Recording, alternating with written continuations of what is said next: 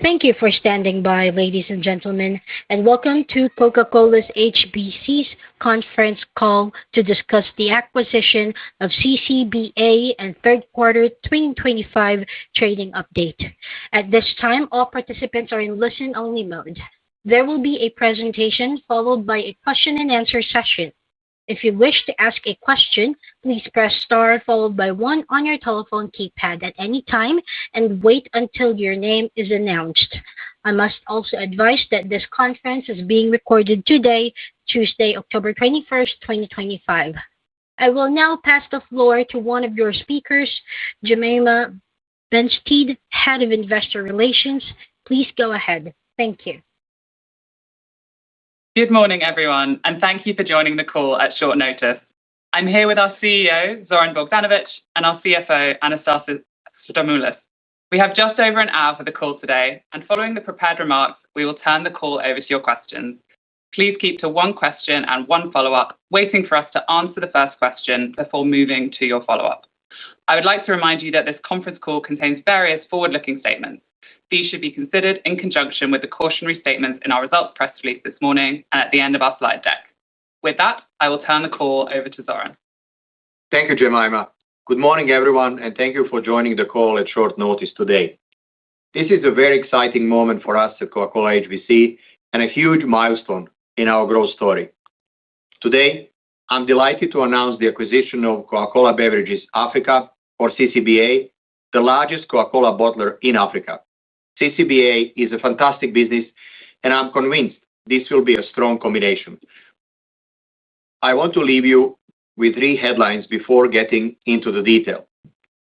First, with this acquisition, we are creating the second largest Coca-Cola bottling partner by volume globally, with leading positions across 43 markets in Africa and Europe. Second, we believe this acquisition presents a highly compelling strategic rationale, which at its core is about growth. CCBA operates across very attractive markets, and we see outstanding potential to further drive long-term growth in Africa and create value for stakeholders, and I'll share more detail a bit later.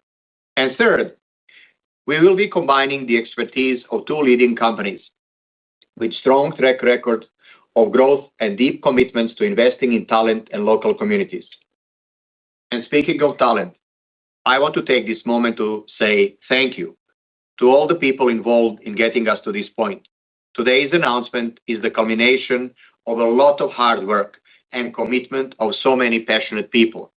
Years of strong, committed work focused on driving growth, winning in the market, building strong capabilities, and talent pipeline have enabled this milestone, and certainly strong, trusted partnership with the Coca-Cola Company. So truly a big thank you to our teams and the Coca-Cola Company. I would also like to recognize the outstanding legacy of the Gucci family and personally thank the whole family for their support and guidance during this time. And a big thank you to the CCBA team for working so collaboratively and diligently ahead of today's announcement. So let me take a moment to walk you through the agenda of today's call. As you can see, we will mostly focus on the acquisition of CCBA. I will share an overview of CCBA and the strategic rationale of the acquisition, and Anastasis will take you through the financial effects of the acquisition. But firstly, I will touch on our Q3 results, which we have also released today. We have achieved solid top-line growth in the third quarter, demonstrating how we continue to deliver quality growth in mixed market conditions. Revenues grew by 5% organically, bringing us to organic revenue growth of 8.1% in the first 9 months of 2025. We saw good volume growth of 1.1% despite a mixed consumer environment and less favorable weather in some markets. Sparkling volumes remained robust, up 0.7%, driven by trademark Coke and adult sparkling. And energy continues to perform very well, with volumes up 34.3%. Organic revenue per case increased 3.8%, driven by both price and mix. We continue to leverage our revenue growth management framework to meet demand for both affordability and premiumization across our markets. I'm pleased that our focused execution through the key summer period enabled us to continue to gain value share in NARTD, increasing 80 basis points year to date. We continue to invest in our strategic priorities and our bespoke capabilities to deliver on our growth ambitions. Throughout the summer, we executed the successful rollout of the Share a Coke campaign across our markets with dedicated customer and consumer experiences. I'm excited that we have also just launched the campaign in Nigeria this month with an encouraging start. In energy, we launched a new Monster drink with Lando Norris across 16 markets, which has received very positive initial reactions. And in coffee, we saw strong growth in the out-of-home channel of 34%, driven by both Costa Coffee and Caffè Vergnano. Finally, although we expect the broader macroeconomic and geopolitical backdrop to remain uncertain, we have high confidence in our 24/7 portfolio, bespoke capabilities, and our people, and today we are reiterating our guidance for 2025. So let me move on to the acquisition. Let me start by providing a quick overview of the key terms, but Anastasis will give a bit more detail later on. We have agreed to buy 75% majority stake in CCBA from the Coca-Cola Company and Gucci Family Investments for a combined $2.6 billion purchase price. We also have a path to full ownership with an option agreement for the remaining 25%. As a reflection of our commitment to South Africa and the African continent, we are intending to pursue a secondary listing of Coca-Cola HBC on the Johannesburg Stock Exchange after completion, which we are targeting for by the end of 2026. So, as I said at the start, we believe this acquisition presents a highly compelling strategic rationale, which, at its core, is about growth. Africa represents a key growth opportunity for our business. We have a long and successful track record of investment and growth in both Nigeria and Egypt. Today's move will materially enhance our presence in Africa by bringing together two leading bottlers in the continent, and together we will represent 2/3 of Africa's total Coca-Cola system volume. This combination further diversifies our footprint, increasing our exposure to attractive geographies. We are excited by the growth opportunities across CCBA's markets, which have very compelling demographics, including sizable and growing populations and economies with significant potential to increase per capita consumption. The acquisition enhances our vision of being the leading 24/7 beverage partner. CCBA is a leading player in NARTD across its markets, with a winning portfolio of over 40 global and local brands, further strengthening our exceptional portfolio. The acquisition also plays to our strength of operating in dynamic emerging markets. It gives us a platform to share best practices, leverage our best-in-class bespoke capabilities, and invest further in CCBA to drive growth. I am proud that the acquisition will further strengthen our long-term partnership with the Coca-Cola Company. This important milestone reflects strong mutual trust and shared vision with the Coca-Cola Company. Finally, the acquisition also enhances value for all stakeholders. For shareholders, it is expected to be low single-digit EPS accretive in the first full year following completion, with a clear prospect of creating more shareholder value over long term. Today's acquisition is fully consistent with the key pillars of our growth strategy. Many of you will be familiar with these, as we first set them out in 2019. Everything we have done to grow and strengthen the business since then has been built on these pillars.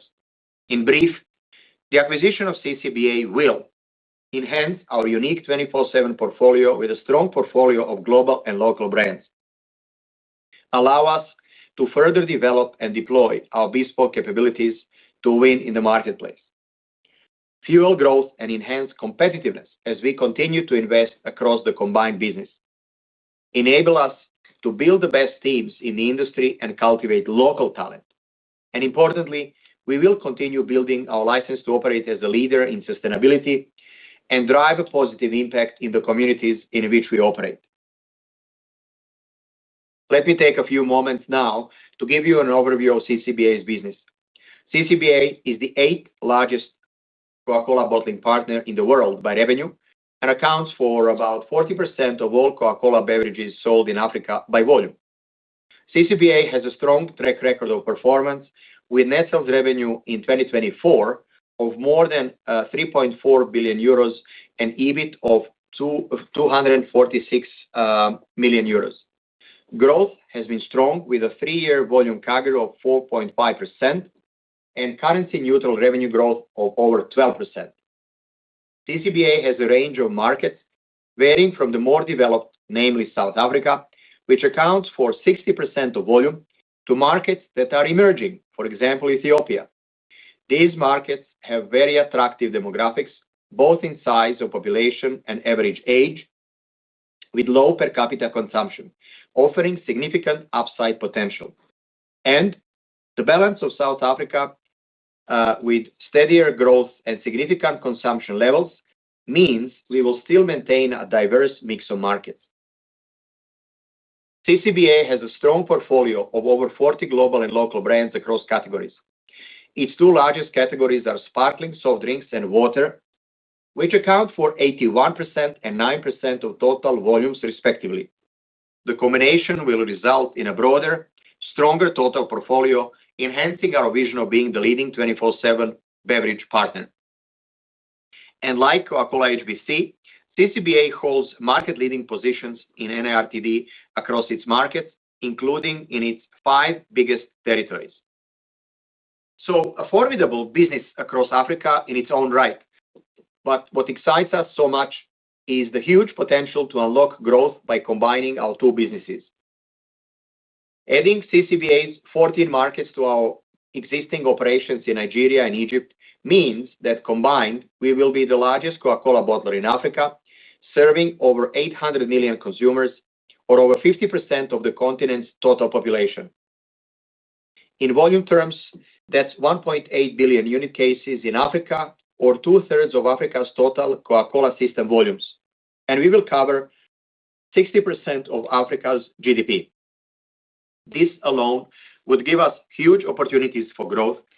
But as we look further into the future, forecasts suggest that Africa's population is expected to grow by 2% per annum through to 2050. And GDP per capita is set to grow 4% per annum as well. This gives us access to a large and growing consumer base and economies from which to recruit new consumers. It will underpin our future growth, and it's a proposition that we are very excited about. As a business, Coca-Cola HBC is already fortunate to have a diversified footprint across established, developing, and emerging markets in Europe and Africa. The acquisition of CCBA strengthens that footprint by increasing our exposure to markets with extremely attractive demographics. Let's take a closer look at the consumer recruitment potential across CCBA's largest markets. In each of these key countries, not only is the population projected to grow steadily, but crucially, it's a predominantly young demographic. In fact, over 60% of the total population is under the age of 30, highlighting a significant opportunity to engage a new generation of consumers. Added to this, there is a huge potential to grow per capita consumption. 4 out of 5 of CCBA's largest markets currently see sparkling per capita consumption below Nigeria and well below the current Coca-Cola HBC average. In Nigeria, where per capita consumption is at 72 servings, we've seen growth of nearly 20% in the last 5 years. In close partnership with the Coca-Cola Company, we'll look to continue CCBA's work of recruiting consumers and building brand equity across its NARTD portfolio. The combined business brings together 2 companies with strong operational and financial foundations. I won't read out all the figures on this slide, but on a pro forma 2024 basis, the combined business would have generated volumes of 4 billion unit cases, revenues of 14.1 billion euros, and EBIT of 1.4 billion euros with a healthy margin. One of the reasons we are confident we are the right partners for CCBA is because we have proven our ability to successfully operate and consistently deliver in emerging markets and Africa is no exception. Our experience in Nigeria and Egypt has created a deep understanding of how to play to win in the dynamic, fast-changing environments. Our business was born in Nigeria, and in the nearly 75 years since, it has gone from strength to strength. Nigeria now represents 15% of our total volume, after delivering 10% compound volume growth and significant market share gains in the last 5 years. That's a result of the consistent investment that we made in the business over the years. We are also very pleased with the good progress we made in Egypt. Having acquired the business in 2022, we have integrated it over the last 3 years, and I'm really pleased that we've seen strong market share gains, a testament to the joint investment with the Coca-Cola Company and our teams on the ground. We have substantially expanded our cooler network in the country and invested in production facilities. We've expanded the portfolio, introducing the energy category in the market, which has seen phenomenal growth. Importantly, we have also invested in our bespoke capabilities, ramping up the revenue growth management framework, overhauling the route to market, and launching new digital and data-driven tools. Our experience in Egypt has taught us a lot, and we will take these learnings when we start to integrate CCBA as well. And in Egypt, we are now in the position to move to the next phase of growth. With this experience in Nigeria and Egypt, we are uniquely placed to bring our commercial excellence, our best practices, our bespoke capabilities, and our high-performance mindset to CCBA's markets. We are also very respectful of CCBA's long history in Africa and the knowledge of their markets. Therefore, we view this as a two-way opportunity and are excited to share best practices and learn from the team at CCBA as well. We would also like to invest further in CCBA jointly with the Coca-Cola Company to support long-term growth. You've heard us talk many times about our bespoke capabilities, revenue growth management, route to market, customer management, digital commerce, data insights and analytics, and talent development. These are critical tools for us to drive sustainable, profitable growth across our markets, increase market share, and drive joint value with customers. Our experience in Nigeria and more recently in Egypt has shown us that it's critical to make sure our bespoke capabilities are purpose-built to win in Africa. Nigeria has been where many of our best bespoke capabilities come to life. It's often selected as the test country for pilot projects in areas such as route to market, RGM, and data and AI initiatives before being rolled out more widely across the rest of our business. When it comes to RGM, we make sure that we balance affordable offers such as returnable glass bottles with premium offerings as well. We make sure we are using the latest data-driven segmentation tools to address customer and consumer needs. With our route to market, we have an omni-channel approach to cover 100% of the market with a sizable skilled sales force. And we have developed locally relevant digital tools such as our WhatsApp chatbot. All these help us drive high net promoter scores in the market. And last but certainly not least, our talent. Our unique sales and supply chain academies and our high engagement scores reflect our long-term commitment to developing talent and strengthening capabilities. Driving growth in a responsible way is a core to our approach at Coca-Cola HBC. Much like CCBA, we also believe in creating value and sustainable growth for everyone who touches our business. For us, that starts with our people. We believe in cultivating local talent by accelerating capability development to fuel growth. We are committed to serving local communities through local production and distribution, and we work locally with suppliers. We can see CCBA has done a lot of work to be a good community partner, and we look forward to working with them on the outstanding progress already made. And I'm proud that Coca-Cola HBC is one of the founding members, together with the Coca-Cola Company and CCBA, of the Coca-Cola System Africa Water Stewardship Initiative. The system effort aims to invest nearly $25 million by 2030 to support water solutions across 20 African countries. And finally, as I said earlier in the presentation, our commitment to Africa, including South Africa, will be underpinned by our decision to seek a secondary listing for Coca-Cola HBC on the Johannesburg Stock Exchange. Let me now hand over to Anastasis to talk you through the financials and structure of the acquisition. Thank you, Zoran, and good morning, everyone.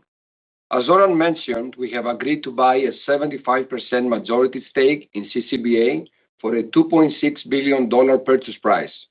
That equates to a $3.4 billion implied equity value for 100%.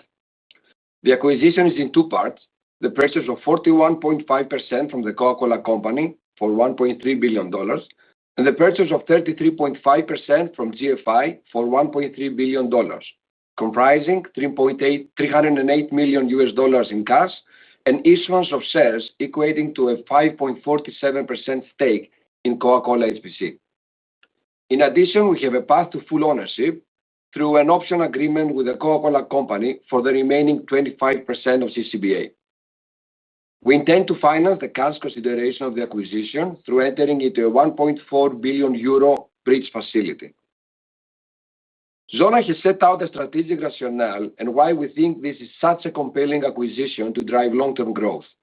I'm also pleased that we expect the acquisition to be low single-digit earnings per share accretive from the first full year following completion, which is expected to be 2027. We expect leverage post-completion to be towards the top end of our medium-term target range of 1.2 to 2 times net debt to EBITDA. Importantly, we're not expecting any impact to our credit rating, and we have a strong commitment to sustainably maintaining an investment-grade profile. As a reminder, we currently have investment-grade ratings with both S&P at BBB+ and Moody's with Baa1 ratings. As always, we will focus on deleveraging and the repayment of our debt obligations. As a combined business, we will continue to focus on free cash flow generation, as evidenced through our strong track record in recent years, and our balance sheet remains strong, with well-balanced debt maturities that we can repay throughout our cash flow. The acquisition is fully consistent with our capital allocation priorities, which remain unchanged. Our number one priority remains investing in the business, and we maintain a progressive dividend policy. And as we demonstrated today, we will pursue strategic acquisitions when they are value-enhancing to shareholders. And so, with these priorities in mind, and as a consequence of today's announcement, the existing share buyback program, of which we have completed around 60%, will be cancelled with immediate effect. In summary, we believe this is a great deal for all our shareholders, and we look forward to driving continued value creation alongside our partners at the Coca-Cola Company. As Zoran mentioned earlier, this deal adds growth longevity for Coca-Cola HBC, is earnings accretive, and is consistent with our capital allocation priorities. Finally, let me share a picture of the shareholder base for both Coca-Cola HBC and CCBA post-completion. As already mentioned, GFI will own 5.47% in Coca-Cola HBC, and Cartes Holding and the Coca-Cola Company will continue to own large holdings in Coca-Cola HBC. Meanwhile, CCBA will be owned 75% by Coca-Cola HBC, with 25% held by the Coca-Cola Company, with a path to full Coca-Cola HBC ownership post-completion. Full details of this are in our press release. Thank you very much. Now let me hand back to Zoran to summarize. Thank you, Anastasis, and thank you all for joining us today to hear about what we believe is a fantastic development for Coca-Cola HBC. CCBA is a great business with strong brands and leading market presence across Africa. This acquisition will materially enhance our presence in Africa and its exciting growth markets, and allow us to leverage our experience in emerging markets and our bespoke capabilities. We are very excited about the combination, and we have great confidence in the opportunity ahead of us to drive sustainable, profitable growth. With that, let me hand back to the operator to start the Q&A. Thank you. We are now opening the floor for question and answer session. Again, if you'd like to ask a question, please press star followed by 1 on your telephone keypad. Your first question comes from the line of Lawrence Wyatt of Barclays. Your line is now open. Morning, Zoran. Thanks very much for the questions. A couple for me, I'll start with the first one. When you've given us your estimate of low single-digit EPS accretion in the first year of ownership, what have you assumed there in terms of cost synergies that you expect to gain from this transaction? And do you think there are going to be any costs associated with getting those synergies? That's my first question. Thank you.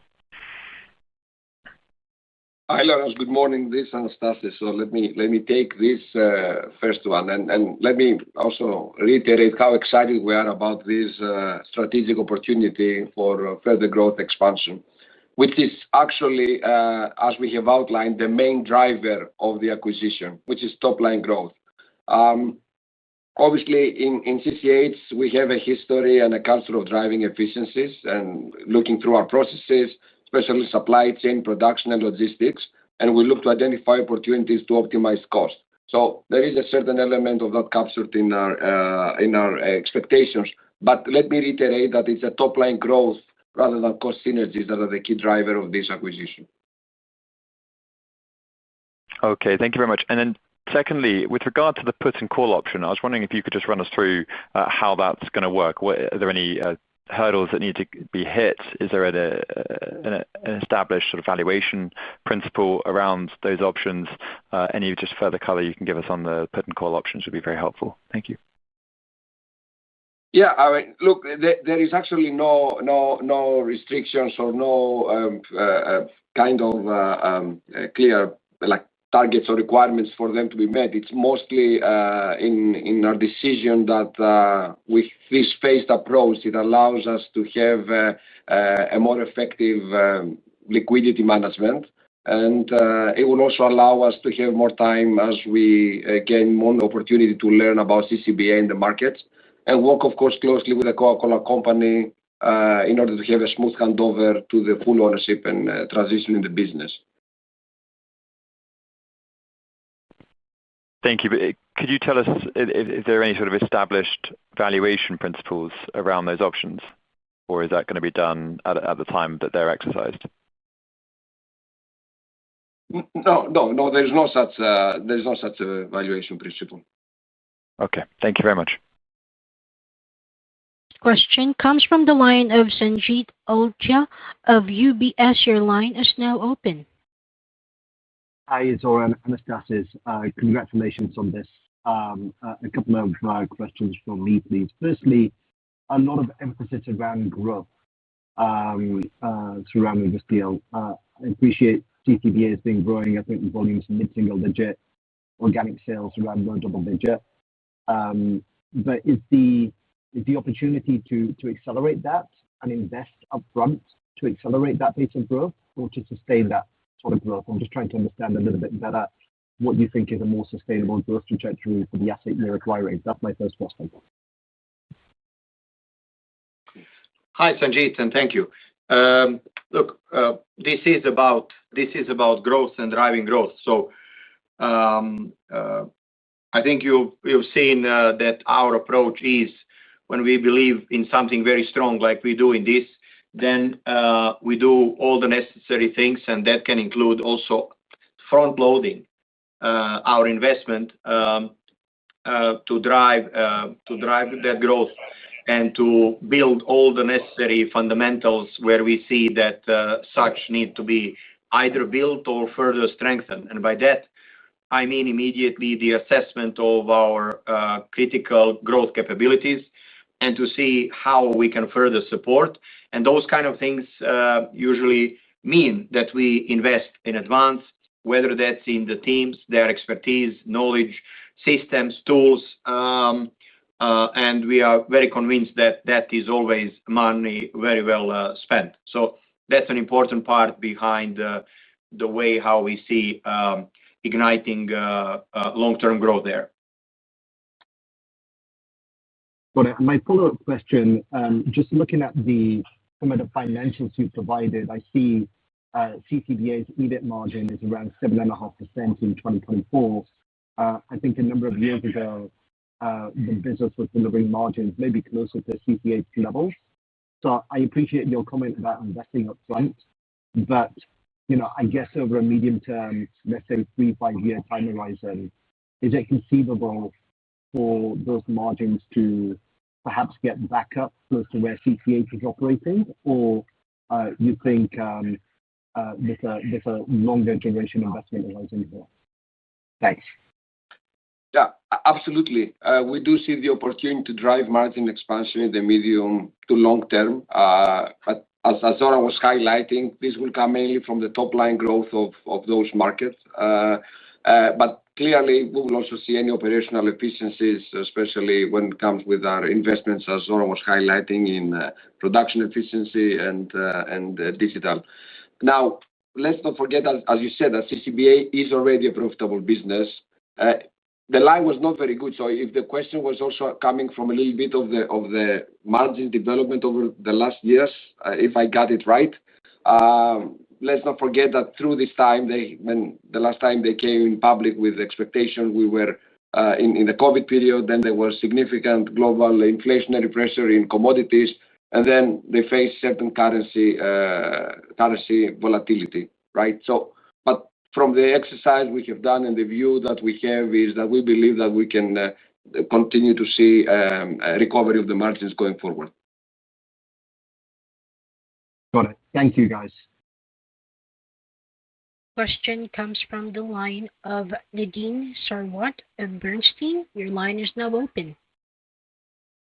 Yes, hi. Thank you for taking my question. One for me. It's great to hear all of the enthusiasm regarding this deal, and clearly there are a lot of opportunities that you've highlighted, both top line but also profitability.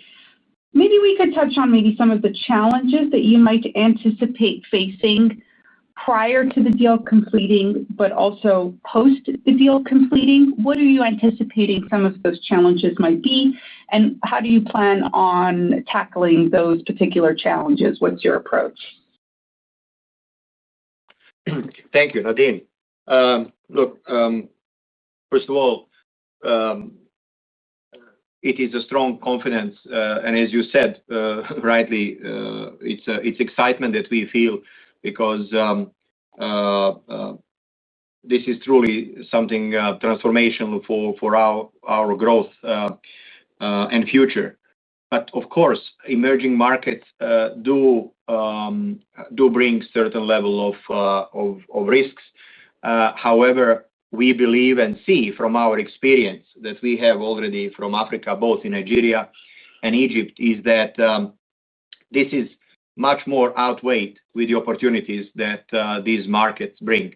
In my intro remarks, I shared things about demographics, size, per capita, overall economic development opportunity that exists across these markets. So those opportunities give us huge confidence that with experience that we have, with the knowledge and experience how we operate and play and our play to win attitude in these markets, we really think that we can navigate through all types of situations. And based on Nigeria and Egypt, just to mention those two, in Africa, we've seen all kinds of situations, and with strong people on the ground, that's the biggest guarantee, how to act with agility and speed and do the right things for the business. And we are always mindful of not only of the short term, but always building fundamentally strong business for the long term. And we do have the very robust planning, scenario planning, contingency practices that we are all the time exercising for all of our markets, but even more to the emerging. So with all this, I just want to say that yes, clearly there can be risks, but we are much more guided by the opportunities that this presents to us. That's very clear. Thank you. Thank you. Your next question comes from the line of Andrea Pistacchi of Bank of America. Your line is now open. Yes, thank you. Hi, and congratulations. So my first question is on South Africa, which is the largest market of the business. Per capita in sparkling is, I think, quite high already in South Africa. So where do you see the main growth opportunities there? I mean, in the other markets, Ethiopia, etc., it's very clear, low per caps, excellent demographics, etc. But what do you see as a growth drivers in South Africa, please? And the second question, as you combine the two businesses, are you able to give any perspective on how the growth algorithm of the company changes, if at all? 6 to 8% top line, whether you think you'll be able to grow slightly faster, and maybe a slightly different mix between volume and price mix. Thank you. Hi, Andrea. So on South Africa, yes, indeed, very exciting and critical market for CCBA. We have seen that there is a strong business there, but we believe that there are a number of opportunities. One is the overall increasing the pie, if you will, and then for sure there could be opportunity in further portfolio fine-tuning and development that we would explore.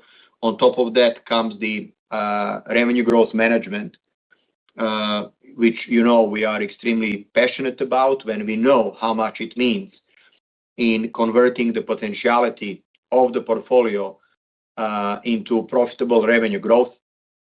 So what we will do, and we see opportunity in assessing the overall OBPC, where we clearly want to understand what are the key occasions, which brands are tapping there, with which packs, at which price, and at those channels. So we would be doing that to also understand, how further we can support and develop all the affordability options with possibly relevant entry packs, which clearly play a role in every market, and South Africa is no exception. And then also we do see opportunities with premiumization offerings. So we are very excited with South Africa. First of all, it's a great business already, and we are just excited how to support and invest behind this business to take it further, and we are confident that we can do that. On the next one, I can just say that, look, Andrea, we are just at the point of announcing, and we will be coming back in due course, where we will be sharing more of how we think about the combined entity or combined business, and we will be very happy to share those. Thank you. Can I just add a quick thing? I may have missed it, but did you give us a coupon at which you're financing the deal, the bridge loan, or could you please?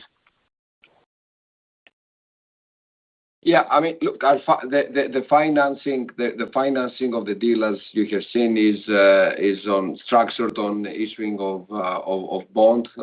Well, you would expect that the cost of finance should be within the prevailing market rates, the CCH prevailing market rate. So, yeah. Okay, thank you. Our next question comes from the line of Aaron Adamski of Goldman Sachs. Your line is now open. Hi, good morning, Zoran, Anastasis, Jemima. Congratulations on the deal. My first question is on coolers. I suppose that having a wide cooler footprint is critical to succeed in CCBA geographies. And when you look at CCBA's footprint and penetration of the cold drink equipment, do you think it's a well-invested business on that front? Or after the completion, should we expect the CapEx to step up? Good morning, Aaron. Thank you. So this whole case has been built on how to drive growth, where commercial strategy and commercial pillars play a significant role. Next to the revenue growth management I talked earlier, this is then backed up and executed with a very robust, comprehensive route to market, and within that is also a cooler strategy. We've seen so far a solid cooler positioning across the markets. However, we do see more opportunities, and cooler overall strategy for us as Hellenic is one of those that really matters for all our categories. So that is part of our overall plan for sure. And Thank you. to come to your CapEx question. Sorry. Yeah. Please go ahead. Yeah, and to come to your CapEx question, Aaron, as you understand, as you rightly pointed out, that we would expect that we would invest ahead of the curve in CapEx and OpEx at the first 2 years in order to support the growth that has been, as Zoran was highlighting. And that CapEx investment definitely includes cooler placements in line with the route to market opportunities. As I said earlier, production capacity to ensure the growth and modernization of our facilities and digital tools and technology to support the overall growth. But I want to reiterate also that we have a very good record on having a playbook actually that delivers successfully implementing investments in the markets over the years while delivering profitable growth, free cash flow generation, and a very strong balance sheet while gaining share. And that's what we plan to do here as well. Very clear. Thank you. And then my second question is on transactional effects. It has definitely been a key topic in your African markets over the past few years. So I was wondering if you can give us a sense of what percentage of CCBA's cost of goods sold are denominated in hard currencies. Does CCBA currently hedge that exposure, or is that an opportunity for you? And just going forward, is there an opportunity? Do you see any opportunities to reduce the exposure to hard currencies in Africa as a whole going forward? Look, we're not going to go to that details for the call. I'm sure that if you can connect with Jemima and the team to get any support you need. But obviously, I want to reiterate, as Zoran said, we have big experience in operating in Africa. I have to say that Nigeria and Egypt has given us quite a big level of developments with currency volatilities and inflationary pressure. And I think we have demonstrated that we have navigated very effectively in these markets. Our learnings and our experience will be put in place as well in the new markets. Thank you. Next question comes from the line of Simon Hales of Citi. Your line is now open. Thank you. Morning all, and congratulations for finally getting this deal done, guys. I've got 2 questions, please. Firstly, Anastasis, can you just talk a little bit about the cost of capital you're assuming on this transaction and how we should think about perhaps the payback period or the time frame for that to covering your cost of capital? That's my first question. Yes. Hi, Simon. First of all, again, I have to repeat that the rationale of this acquisition is on long-term growth opportunity that we get from CCBA.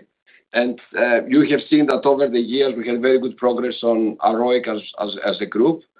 Even we reached 18.3% last year. However, we have always said in many calls that for the right strategic acquisition, and the case of CCBA is exactly that, we are prepared to see ROIC progress slow down in the short term. At group level, we expect to continue to generate ROIC above our cost of capital post-acquisition of CCBA. And of course, I will be working through the plans now with the Coca-Cola Company to deploy more in the market. We will come back and we will clarify more about the specifics on the CCBA ROIC developments.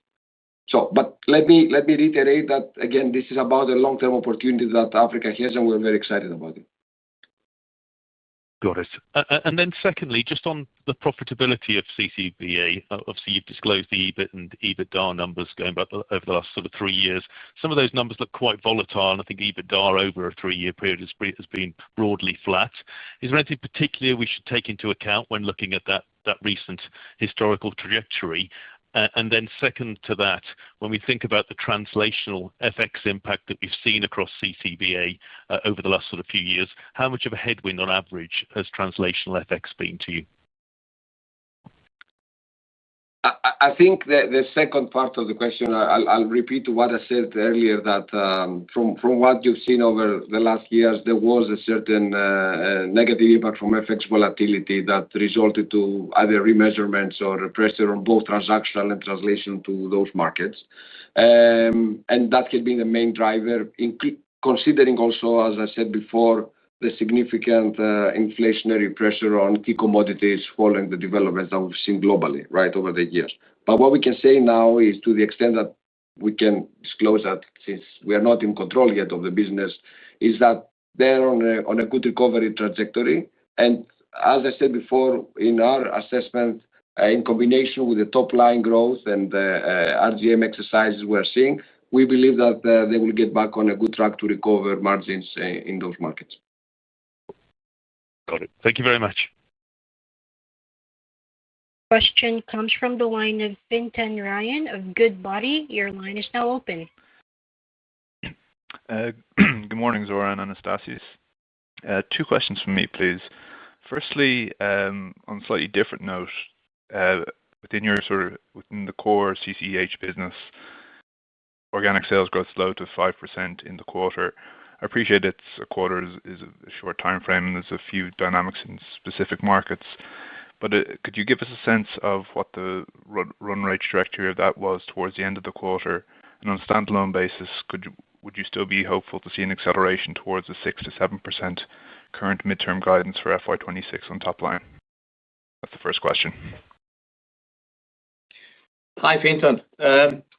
Yeah, on the third quarter, as I said in the intro, we are pleased with that quarter, especially as after first 9 months brings us to 8.1% of the organic revenue growth. And especially important is that we are consistently delivering that with a positive volume.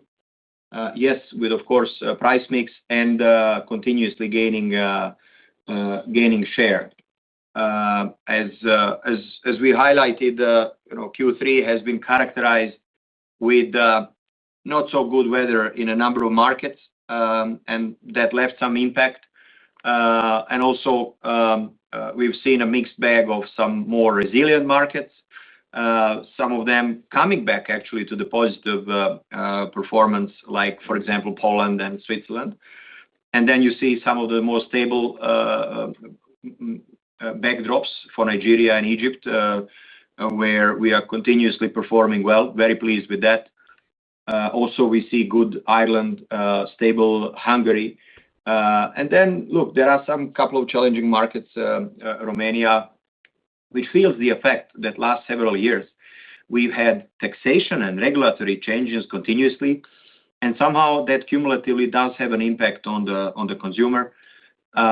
We've seen also, unfortunately, some of the in-market turmoil in Serbia, which also has the effect on the consumer. So this is just to give you a little bit of the flavor, as we've been this time more short on the Q3. But to reiterate the confidence that we will be having the higher growth rate in Q4 than Q3. To remind you that Q4 is the quarter with most favorable cycling rate. We do see also technically even one more selling day. We see also that Share a Coke in Nigeria, which is an important campaign in an important big country when it's the season there. And also last but not least is also the revival and now fully operational Bambi Biscuits business, which is coming back on stream. So we feel confident to be where we guided for. And then I would just shortly, Fintan, reiterate that we do see our midterm guidance of 6 to 7% as being valid, and what we will be really shooting for, and we believe that we can and we will do that. Great, very clear. And just to follow up, could you give us a sense of what within the CCBA business, could you give a sense of what the current capacity utilization is of the assets, production assets, and I guess how that benchmarks versus Nigeria and Egypt? I think on the slide you also mentioned that you've got 100% channel coverage within the Nigerian market. Obviously, that's your best in class. Where does that metric sit for some of the key CCBA markets? Yeah. So look, we wouldn't go into any specifics or details now on CCBA. We will come in due course where we will present how we think about the combined business. But we know that at the moment business, I can just say that there are no constraints for the business there and for the performance that is delivering. We have seen that There are a couple of capacity expansions happening this year. So we have seen that the business there is actually having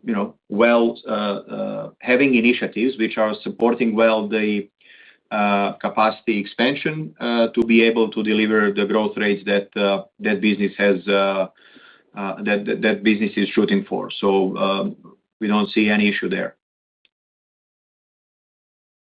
Perfect. Thank you. Thank you. Your next question comes from the line of Charlie Higgs of Rothschild. Your line is now open. Hi, Zoran, Anastasis. Hope you're both well and congratulations. I just had a question on management attention with this deal, because if I think back over the past few years at what CCH had to dealt with, it's probably the most of any bottler I've seen, with currency devaluation, conflict, commodity inflation, the fire at Bambi. So how do you think about successfully integrating CCBA in the context of what historically was quite a volatile world? And then I have a follow-up, please. Hi, Charlie. Thanks for this question. That gives me the opportunity to say that when we make decisions like this, obviously it has to be based also on our own true assessment of the in-house capability, talent, and people we have. And that's one of the driving forces why I believe that the time was great and right for us to step into this new opportunity. I'm very proud of the bench strength that we have. And for everything that you said, what we've been dealing through is a great testament to the skills and expertise and knowledge of our teams that have been dealing with both locally on the ground, which I emphasize as a number one priority, but also on a regional and group level, which provide critical support for our teams on the ground. So we feel we are well equipped with this, but also I would add that we see lots of talented, capable people in CCBA, and we see that it's just a matter of a good blend. And our intention is to support local talent, and we will do every effort and investment to support people across countries in CCBA. And we are all excited to learn the teams and people there to greater extent and incorporate them in all our talent management and development programs. And I'm sure they will bring a breadth of experience and knowledge from their markets. And we will primarily leverage and capitalize on that. Thank you. And then my follow-up is just on kind of the way that you report at the moment. You have Egypt and Nigeria in your emerging segment. Should we expect that going forward you perhaps dedicate a segment purely towards Africa to help try and bring in more focus and accelerate the growth there? Thanks. Hi, Charlie. As you can understand, we're still working on the best approach on how this will be the most appropriate way to see our segmental reporting, and of course being compliant with all financial reporting requirements.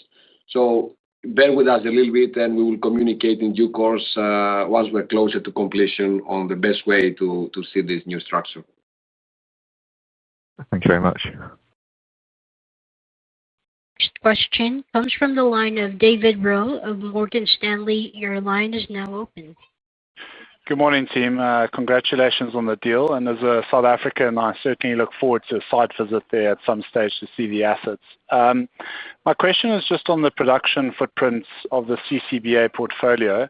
How much of production is local for local, or is there a large component that is produced in South Africa for exports to other African countries? Good morning, David. Actually, CCBA network is quite well widespread across countries, and big majority of everything that's sold across the countries is sourced and produced within respective countries. That's clear. Thank you. Welcome. Your next question comes from the line of Mitch Collett of Deutsche Bank. Your line is now open. Hi, Zoran. Hi, Anastasis. Congratulations on the transaction. I know you've been asked this a few times, but maybe I'll try and ask it a slightly different way. What would be the appropriate organic growth algorithm to expect for the acquired business? And would it be safe to assume that it's above, your current 6 to 7% medium-term ambition? Given what you said about the scope to improve profitability, does it do anything to your 20 to 40 basis points of annual margin expansion? I mean, are there any structural reasons why those markets, why the acquired markets would be less profitable? And then thirdly, you've said it takes you towards the top end of your target gearing range. Given your growth algorithm and the cash generation, what is the cadence of de-gearing you expect to see going forward? Thank you. Hi, Mitch. Thank you. So, look, while we said that we will come back in a due course where we will be more specific how we see the growth algorithm, but obviously we are talking here about more growth opportunities and to drive more growth. So, to which extent and how that will be translated in the algorithm, we will come back on that. But for sure, it just solidifies and strengthens the guidance that we have, and then we will see what potentially this can imply more going forward. However, I would rather emphasize the opportunity and to say that with that per capita situation that we see currently, that's a fertile ground to recruit more consumers with a relevant portfolio, with really working through sound revenue growth management, which really takes into account affordability needs, because realistically we know that all these countries and markets really need affordability propositions, and it's up to us together with CCBA team to further develop and offer those things that will really ignite more recruitment, driving more transactions. But equally, we see that there is a quite relevant segment across countries where more premium propositions also play a role. I'm very confident that also with our data insights, analytics, we will be able to work through the data to uncover more opportunities based on which we will design the plans. So I'm just saying all these things, Mitch, just to reiterate more, how in substance we are looking about the construct of that growth, for which specifics we will come back later, because we believe that at this stage will be just too early. But let me close with strong optimism and confidence that I believe that this offers for more growth. Yeah. Hi, Mitch. Let me start a little bit now on the debt structure and the leverage impact. But as we have clearly highlighted, that this is an acquisition that is structured in a way that the funding is designed in a way to mitigate any potential deterioration to our credit metrics and ratings. And we do expect that our current creditworthiness to remain as is. As you have seen, that the funding is quite balanced with both the use of debt and using also of shares, with a very clear focus to maintain the acceptable leverage performance that we have. And I will share a bit more in a second. And of course, the work with the rating agencies that has taken place has actually performed several stress tests of all scenarios you can imagine to make sure that we maintain a very good credit level. Now, with that, the acquisition is expected to bring our net debt to EBITDA ratio close to our top end range of the 1.5 to 2 times, as I said earlier. If you are considering the deleveraging, we would expect that to start from 2027 onwards as we progress following the acquisition. Just to add one more thing, Mitch, for us it goes without saying, in the algorithm of driving growth, it's also very important the marketing and then consequential market execution that we do with Coca-Cola Company. And we've seen some very strong relevant passion point activations that in these type of markets really work very well.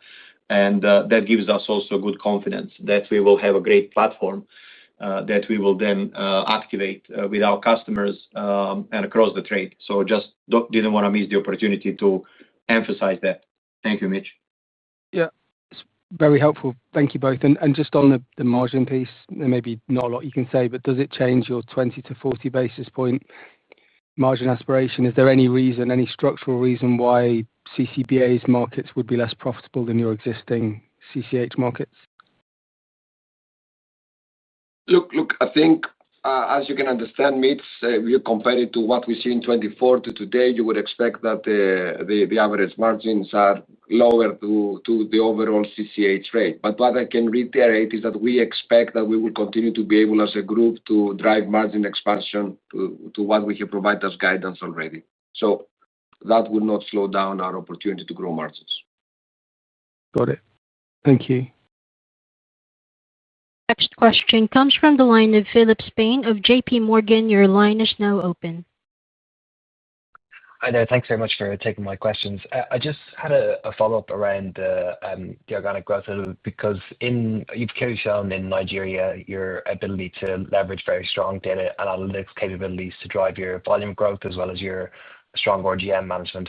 And you've obviously referenced that as being something you'd look to bring into CCBA to drive that top-line opportunity. But just wanted to get a sense of how long you think it would take to roll those systems into CCBA, if it's something you do quickly across all the markets, or if it's something you'd have to do market by market over time, just to get a sense of when we can expect that benefit to start to accrue. Thank you.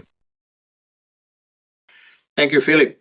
Look, I first of all want to acknowledge that CCBA already has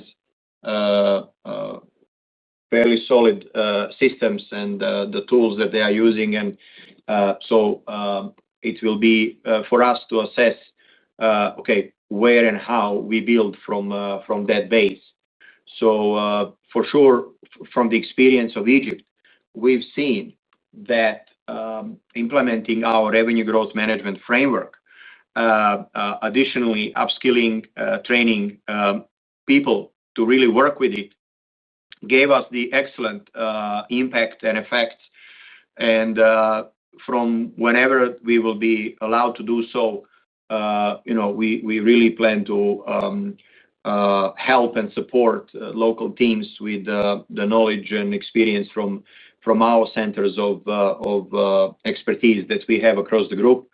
That's exactly the template that we have done also in Nigeria that you referred to. As I mentioned, same was in Egypt. And so we will apply the same winning proven playbook, which always leverages the talent capability in the local countries, just additionally supported from the center as a capability building.